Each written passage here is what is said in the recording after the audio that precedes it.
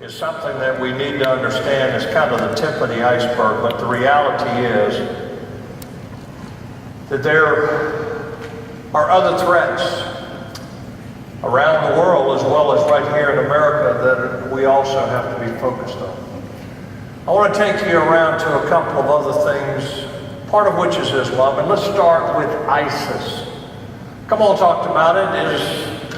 What is ISIS? Who are ISIS? And all you need to know is there's no difference between ISIS and Al-Qaeda. The only reason they're not the same organization is because the leader of Al-Qaeda and the leader of ISIS, which at one time was Al-Qaeda in Iraq.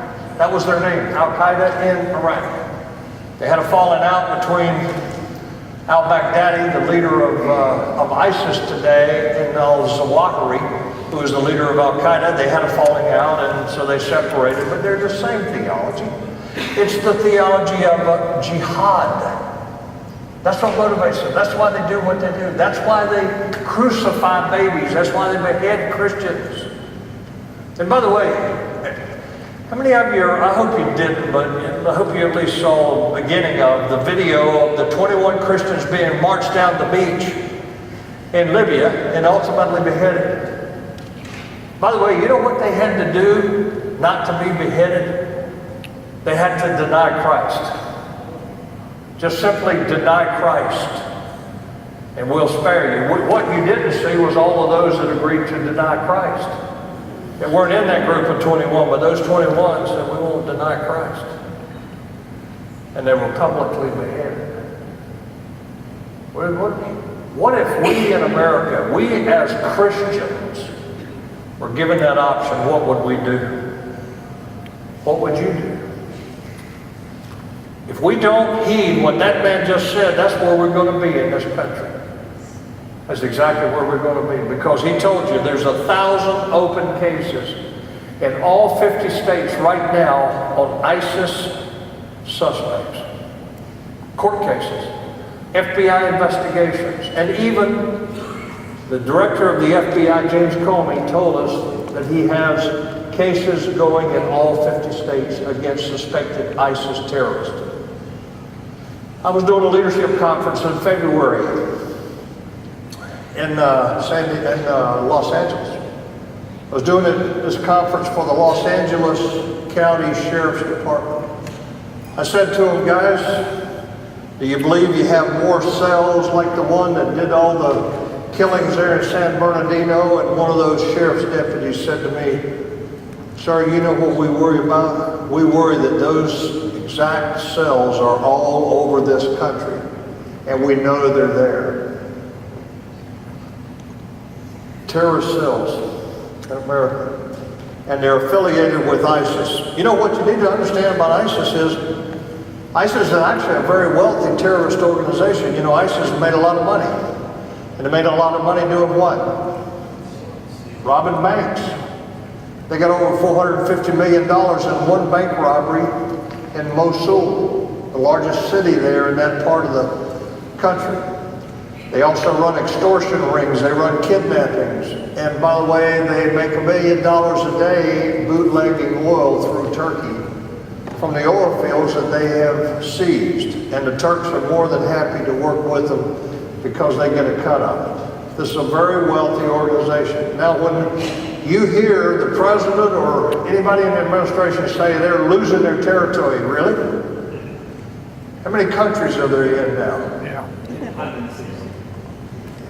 There are 19 countries now that we can identify. 19 countries. Does that sound to you like they're losing their territory? Here's what you got to understand. Kamal mentioned the caliphate.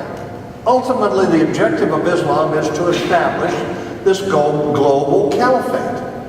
That's where this Mahdi,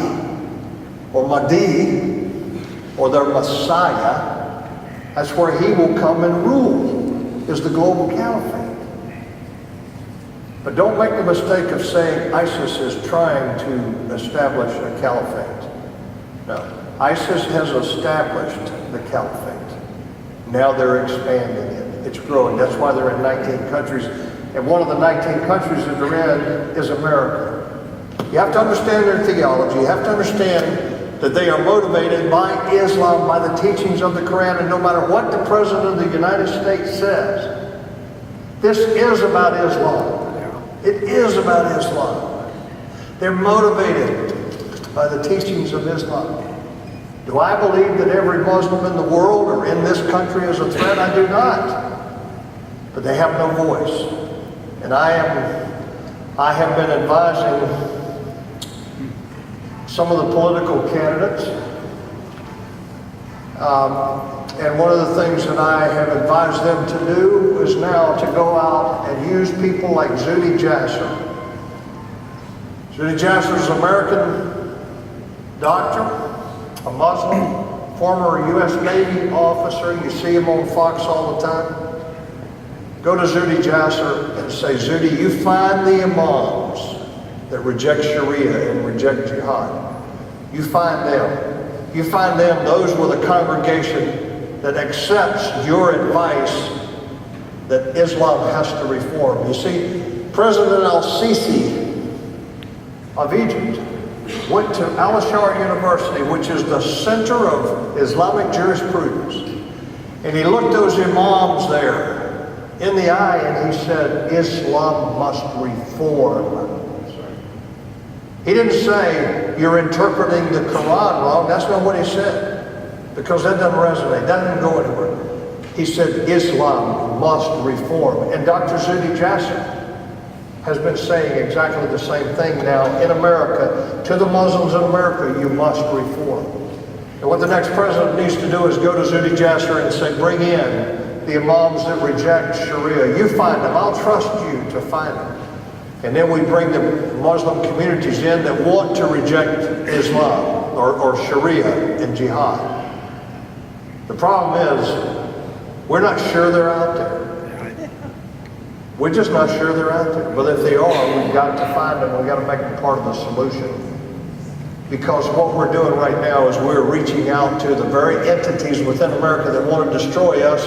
And one of those entities that we're reaching out to is the Council of American Islamic Relations, and they're a front group for the Muslim Brotherhood. They are the same thing as ISIS. That's right. And ISIS is in America.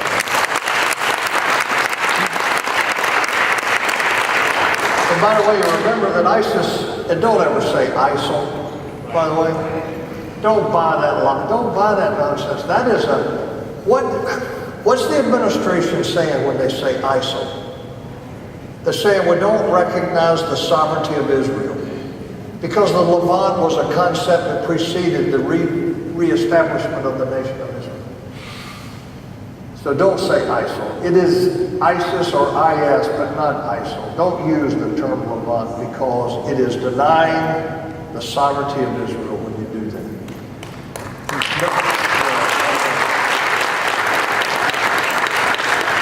Remember that ISIS was initially supported actually by Saudi Arabia, United Arab Emirates, several of the Gulf states. They supported them financially. They supported ISIS.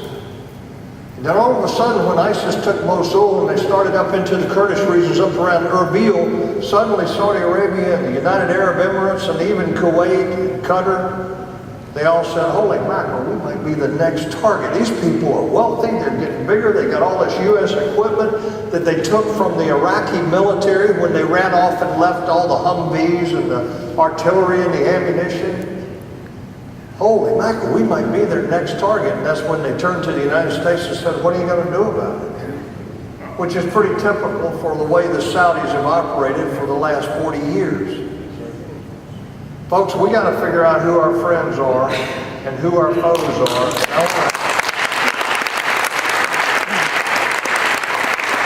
I want to advocate that there is only one true democracy in the Middle East, and it's a speck on the map, and that is the nation of Israel.